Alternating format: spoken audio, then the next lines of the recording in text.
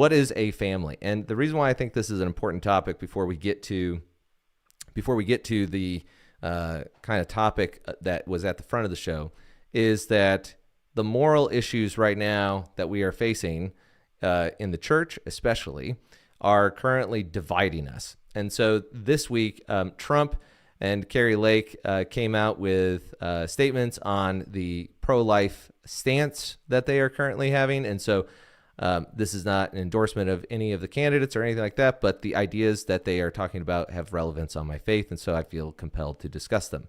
So here is Under Trump. my leadership, the Republican Party will always support the creation of strong, thriving, and healthy American families. We want to make it easier for mothers and families to have babies, not harder. That includes supporting the availability of fertility treatments like IVF in every state in America. Like the overwhelming majority of Americans, including the vast majority of Republicans, conservatives, Christians, and pro-life Americans, I strongly support the availability of IVF for couples who are trying to have a precious baby. What could be more beautiful or better than that? So when it comes to the question here around IVF, this is going to be a big, I think that this is going to be a cultural dividing moment for Christians. And the reason why is because if you ask any Christian, Catholic or Protestant, what their position is on IVF, they will give you like 20 different responses. But the Catholic Church teaches that the contraception and IVF and fertility treatments and all that kind of stuff, depending on which ones they are not permissible if they remove people from the marital act. And so the reality is that if you have Christians who are being told, like, this is the moral direction you're supposed to go, you have other Christians saying, no, we don't need to go that direction. Well, we're running into a situation where we are going to have a hard time figuring out what a family even is. Because once you removed the requirement for children from marriage, like the ability, the potential in principle to have kids, that doesn't mean that infertile people, if they didn't know it, couldn't be married. It's that if children are not the objective sign that a marriage has been had or that a male and female have come together in union, then what ends up happening is marriage becomes subjective. Similarly, if you remove the marital act from the conception of children, not contraception, conception, very important, then what will happen is that now you're making family indistinct. And so it's just now family in name only, because anybody can have a family who can pay for a child. And so these are really important questions for everybody to be talking about. And the other thing that I wanted to say is that IVF is very much like my like little Elgato thing is like way far away. There we go. I'm like having to reach across the country. Hey, China, I need to get my. So the issue is that that this is such a Trojan horse in the church that I have known people who believe in 6-day creationism and fundamentalist Christians across the board. I've had seminary students, or not my own seminary students, but fellow classmates who completely just think totally different on this stuff, but will argue for inerrancy of Scripture to the T, fight against evolution, all of those things. But IVF is okay.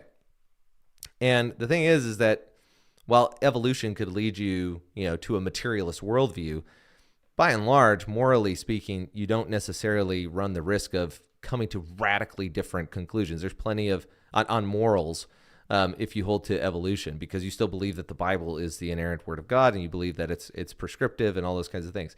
Amongst Catholics, you still believe that, like, well, what the church teaches me to live morally, as long as my evolutionary theory doesn't contradict that, I guess I'm okay. But IVF comes in, and there's not really anything about it in Scripture as a technology. There's plenty about not having kids outside of God's normative prescription. There's not a situation in the Bible where somebody decides to have children outside of the way that God told them to that ever works out well.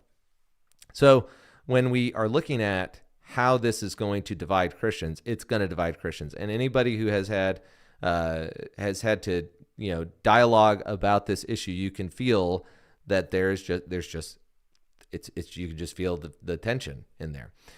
So let's continue on here with Trump's statements. Today, I'm pleased that the Alabama legislature has acted very quickly and passed legislation that preserves the availability of IVF in Alabama. They really did a great and fast job. The Republican Party should always be on the side of the miracle of life and the side of mothers, father, their beautiful babies, and that's what we are. IVF is an important part of that, and our great Republican Party will always be with you in your quest for the ultimate joy in life. Many states will be different. Many will have a different number of weeks, or some will have more conservative than others, and that's what they will be. At the end of the day, this is all about the will of the people.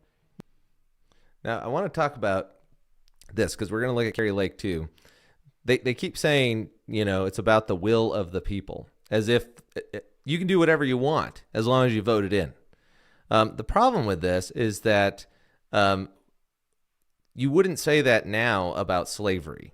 Like if people, or for example, let's say the will of the millennials were that they wanted to euthanize everybody over 65 and take their money.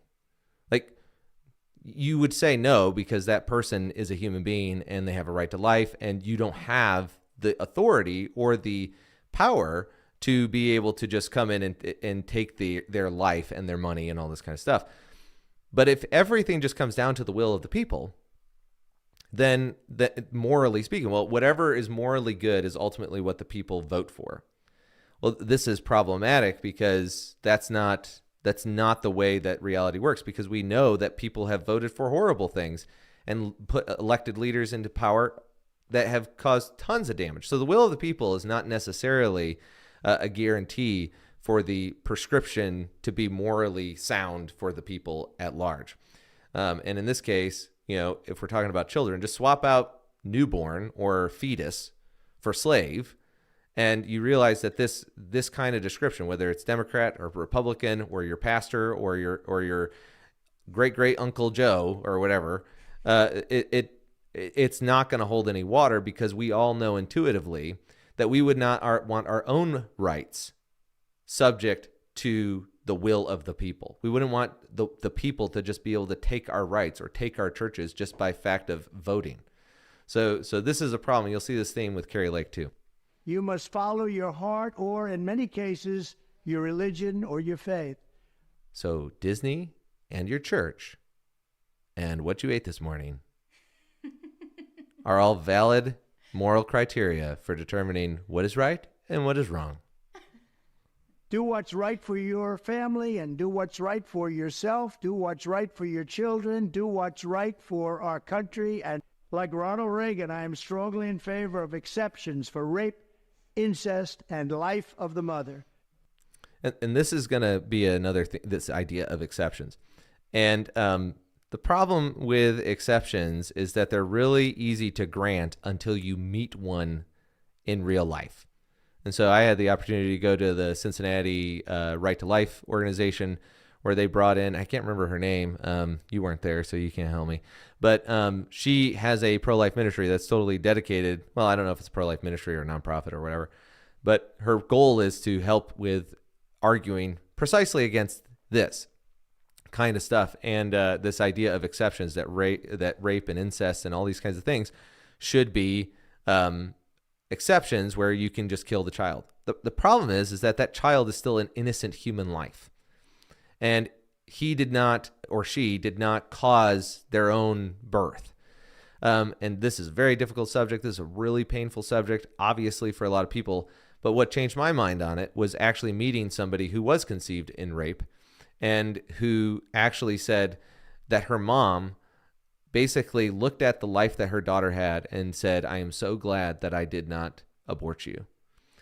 Now, not everybody's going to have that experience, but that's not why we have children. We don't have children because we're guaranteed they're going to be lawyers and doctors and presidents of the United States. We have children because they are the inherent good that not in out of a original sin context, but they are a good that comes from God. And even in evil situations, they're still a good. And so, especially innocent human life. And, there is no way that you can morally justify the termination of a child that was conceived in rape and incest. You just can't. I don't think that you can ethically argue against that without opening up exceptions for like the elderly. I think that that's going to be a difficult thing. And so at the end of the day, where it gets really murky though is if it's the life of the mother is at risk. That one I still struggle on. But again, as a Catholic, somebody brought this book across my desk because we have a book club on the Substack, and so I'm always looking for books. And she gave it to me, and it was this. Her name is Kyra Corbella Petrillo. You need to talk to Michael Knowles because she's Italian. I have no idea how to say that. So, but she basically she died at the age of 28. She had cancer. At one point, she was pregnant with a child, and they said that she was going to die, that the child was going to die, and she chose to birth the child anyway. And the child had an hour of life in the arms of its mother before she died. I heard another story about another Catholic from a Protestant friend of mine that they had several kids, and they found out that their child was diagnosed with some sort of genetic disability that was going to guarantee their death. And what ended up happening was she decided to carry the child to term. They brought a priest in. They baptized the child. They sprinkled the water on it, and then the baby died in her arms. And, at the end of the day, I find it very difficult to think that that's not a beautiful picture of motherly love, that she's willing to go through all this pain and heartache. And oftentimes the doctors are wrong. I even have family members where doctors were trying to encourage them to get abortion because of the fact that kids were unstable in the pregnancy or whatever, and the doctors were completely wrong. And so a lot of this comes down to our overemphasis on the certainty of human sciences and thinking that they're always right. And a lot of times they're wrong. And so anyway, Trump continues. You must follow your heart of this issue, but remember, you must also win elections to restore our culture and, in fact, to save our country, which is currently and very sadly a nation in decline. Our nation needs help. It needs unity. It needs us all to work closely together. Democrat, Republican, liberal, conservative, everyone, we have to work together. We have to bring our nation back from the brink, and that's where it is. It's at the brink, and we will. We will do it. I promise you, we will do it. Always go by your heart, but we must win. We have to win. We are a failing nation, but we can be a failing nation no longer. We will make our nation great. We will make our nation greater than ever before.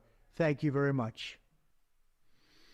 So when we consider where this is all going, the issue becomes a problem because what is happening is that Christians, and I've talked about this before, are losing representation. The only downside is that video accidentally had a bunch of mute sections. I forgot that one of my scenes was muted, and so it's like I'm talking like that, and then you can't hear the rest. So I'm just going to rehash it right here, is that because of the fact that on these moral issues, and politics is about moral issues. That's what they're about. What do as Trump said, what do the people think is morally right and morally wrong? The problem is that people aren't always right. And this is pretty evident from history. But Christians in America don't know what it's like to live as the group that doesn't have representation politically. And that is what this is going to do. There's always going to be Christians in America. The question is, are they going to be true Christians in the sense that they follow the teaching rather than what's convenient politically? Somebody, and we'll get into this in the Q&A, but when you consider what happened with Christ in the temptation in the wilderness, the second temptation is you can have all this political power as long as you kneel down and worship me, says the devil. Well, the issue with that is that you're not supposed to necessarily use political power in order to further the gospel. At least that's the temptation. It doesn't mean that you can't use political power to do that. It just can't be the only thing that you use. You have to be able to change hearts and minds in order to do this. But if we don't do that as churches and as Christians, we are going to lose representation. And IVF is a good example of that. Because what is happening is that these quote unquote pro-lifer politicians are setting it up to say, hey, if you're not willing to compromise on some of your pro-life values, you must not want this country united. If you really care about the country, you'll sacrifice a couple babies for it. And that's not a good road for us to be on, because they are ultimately saying we will take Christians in name so that we can keep our cross necklaces on our shirts and we can say that we're super pro-life. But if you're not willing to get behind the idea that, there are some innocent human lives that, you just got to kill in order for you to have that life that you want, then we're going to be in trouble. And we already are in trouble, especially as a Christian country. And this ultimately comes down to the fact that theology and morality actually go hand in hand. If you look at a lot of the denominational statements out there, very few have explicit moral teachings within them. They might say something like abortion, they might have it in their catechisms and stuff, but as far as like the Catholics do, they have it in the Vatican, in the Catholic Catechism of the Catechism of the Catholic Church, also known as the CCC, not to be confused with the CCP. But they go through and they say, these are very, very, very bad sins. You should not do these things. If you do, you need to seek confession immediately. Do not take the Eucharist. Do not pass go. Do not collect $200. These are really, really dangerous sins. And as a Protestant, when you look at those sins, you kind of think, well, but are they? It doesn't seem like they're that bad. After all, grace covers a multitude of sins. All this kind of stuff. If somebody can, have just a husband-wife relationship with no children, they can do so much more for the kingdom of God. After all, isn't that what Paul says? But the problem is that once we see these things manifest in the political, and everything in the political does ultimately find its root theologically, and I think that's totally valid to say, because it's ultimately about who are you going to serve? Are you going to serve God, or are you going to serve yourself? That's basically the ultimate question put forward to every single human being. And so when we decide that we're going to basically just say, well, theology is all that matters, and this person has this moral thing and this person has this moral thing, we disagree on IVF, we kind of disagree on the pro-life stuff, we kind of disagree actually even on what conception even means. Is it when it implants or is it when it fertilized? We don't really know, and so everybody is absolved because everybody's ignorant. But that makes it impossible to attain holiness, because if obedience is not actually attainable, because morality is ultimately subjective, it's whatever you think is right, it's not what an authority prescribes, well, then we're going to find ourselves in a world where there's no moral grounding, and that's what's happening. And if that happens, then the politicians are going to go wherever they can get the votes. And I think that's what's happening here with Kari Lake and Trump. So let's see what Kari Lake has to say. This total ban on abortion that the Arizona Supreme Court just ruled on is out of line with where the people of this state are. The issue is less about banning abortion and more about saving babies. I agree with President Trump. This is such a personal and private issue. I chose life, but I'm not every woman. I want to make sure that every woman who finds herself pregnant has more choices so that she can make that choice that I made. We as American people. Real quick. So you might be thinking, oh, she's trying to say you should have more choices. But if you watch the whole clip, and I couldn't because it's 5 minutes long, so I've got this kind of cut up so that with highlights for us to talk about.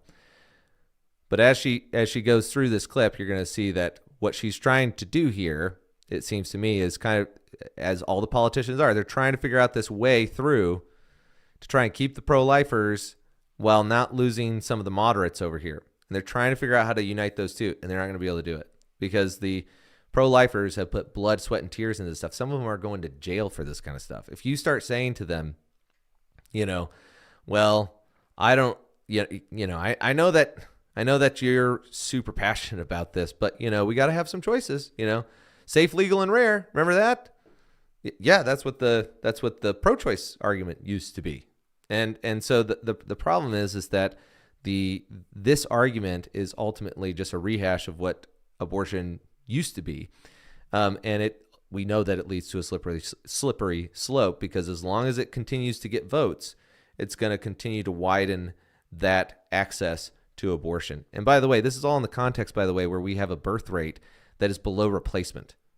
So this is the other crazy thing. Like the pro-life argument is super easy right now. Guys, we're not having enough kids. We're not going to have a country. Like you've got to have kids. I mean, that's the argument you make. Hey, look, I know you might feel like you've been gypped here, but your infrastructure is going to start to fall apart if we don't start having more children. You're not going to be able to actually put men and women into the military. You're not going to have enough of them. You're not going to be able to actually, what's the word that you would use? Can't remember, but supply. What's the word? You know what I'm talking about? Like furnish. No, yeah, furnish. I don't know. I can't remember. You're not going to have a standing army. Basically, you're going to run out of people. You're going to run out of soldiers. This is a super easy argument to make. Like you don't have to. It is easy to make, because if you have more people, then you have more infrastructure. Even Elon Musk is making this argument. Jordan Peterson is making this argument. Richard Dawkins is, in some sense, making this argument when he says he doesn't like seeing 6,000 mosques being ready to be set up in London. The argument doesn't have to go this direction. You can start to actually warn people and say, listen, we actually have to have more children, which I think is what Kari Lake is trying to do here when it comes to what she's doing. But I think, again, it's ambiguous on purpose. And so she continues later on. I cut it out, but she does talk about the fact that Hungary has like this bill, and she calls it like a bailout for families, which, incentivize it. And so, again, it's really hard to know exactly what is going on in the pro-life movement, because people are trying to make sure they stay in power, because if they lose that power, then they can't do anything for you. The question is this the actual right way to go? And that's the only time will tell. Don't agree on everything all of the time. But if you look at where the population is on this, a full ban on abortion is not where the people are. The issue is less about banning abortion and more about saving babies. And we can do that. We are only as... Now, this is where it doesn't make sense, because a ban on abortions would save babies. So she has to make the argument that not having a ban on abortion is going to save more babies, which, I just don't know how that works. So somebody can explain that in the comments. As our greatest institution, which is the family. That's called a baby bonus. I think we should do that here in America. We bail out banks and multinational corporations all the time. When's the last time we've given an assist to a struggling mother and a family? So many young people are saying, I don't ever think I could become a mother or father, because heck, I can't even afford to get by on my own. How would I ever become a parent? This is where I think you see this kind of strategy, because politicians make promises all the time that they don't keep. So that's the question. Is she making a promise to the pro-choicers, or are they making promises to the pro-lifers? We just don't know. Because one of the things that could come out of this is that you just decide, well, we're going to have this incentive for these kids, families that, have more kids and more kids, they're going to get a tax break, like a big tax break. Well, that's good. And then people just forget about this stuff. Great. That's fine. That'd be good. But the problem is are they actually going to be able to, are they going to make so many pro-lifers so mad that they just don't turn out to the polls, which would be an interesting question that only time will tell. Into politics because I thought it was going to be easy. I'm okay with the difficult parts, and right now we're in that part where we need to work through this issue. And thankfully, as we're working through this issue, it's not just going to be the abortion extremists calling. Now here's the part where there's this subtle kind of, don't you care about America? Don't you care? Or are you so pro-life you don't actually bleed red, white, and blue? And this is the concerning part. Shots. People who are pro-life have the ability at this moment, thanks to President Trump, to be involved in this process, to come up with policies that will work to help women and save babies. We're going to work through this, and on the other side, we're going to come out much better for it. They want this issue to bring down our country. They want Americans at each other's throats.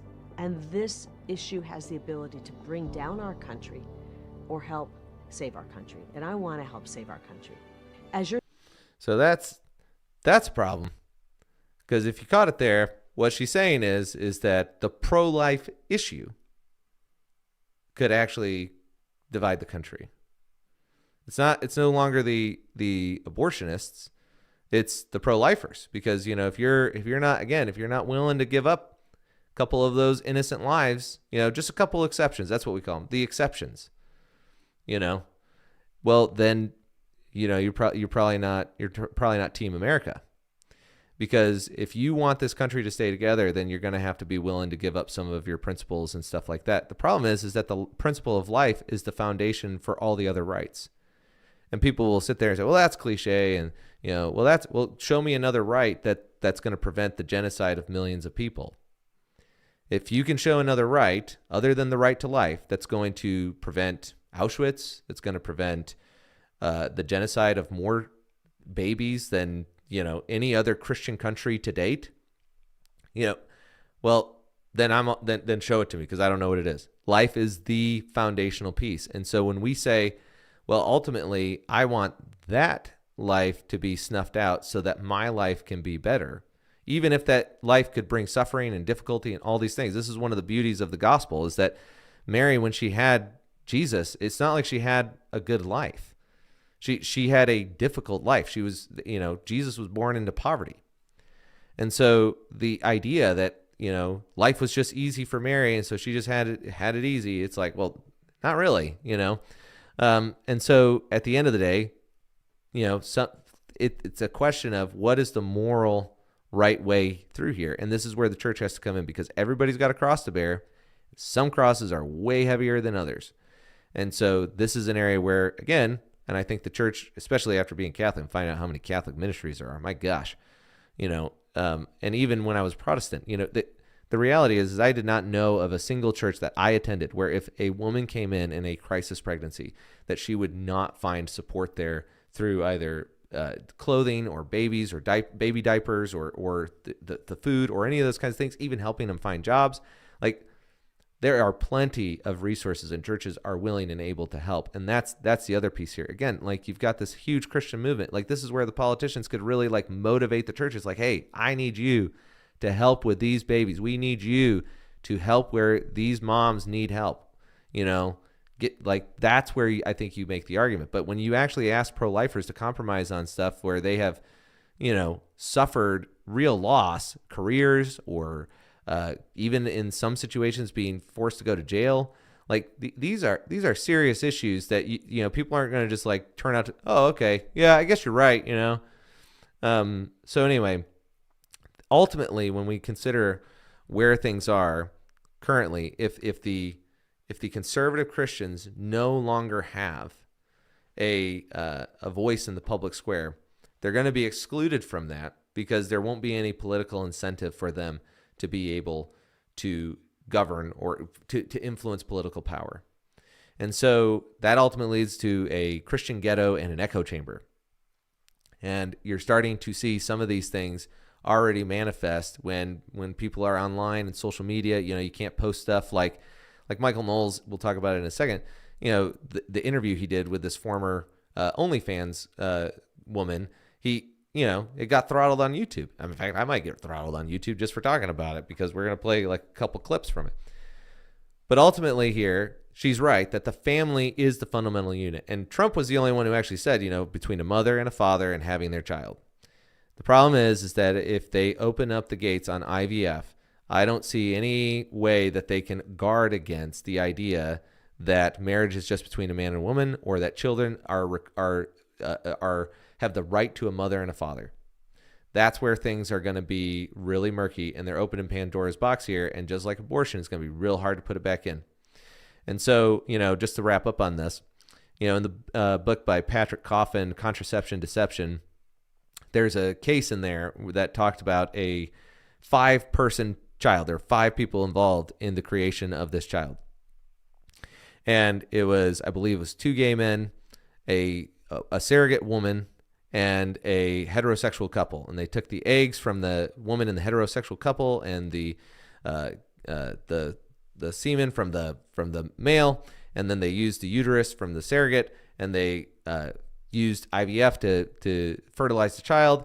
And then after the child was born, they gave it to the gay couple, and then the gay couple decided that actually they were not going to stay together anymore, and there was this question of whose child was it. And during the court proceedings, I believe she was like 8 years old. Nobody could decide. Nobody wanted the child. And the court ruled that the parents were not capable of being determined because of the biological circus that had occurred in the conception of her life. So she went to the foster care system. Now, how's she going to grow up? Like 5 people involved in her conception, bringing her into the world, and 5 of them don't want her. These are the kinds of things that IVF opens up for potential evil that we really can't wrap our mind around, because that's what technology is doing. Technology can bring about goods we never thought we could have. It can also bring about some pretty horrendous evils. And if we don't unite our theology to immoral objectivity, then we're ultimately going to remain divided, and we're no longer going to have political power. And so I think that this is a really important issue. But now I want to move on to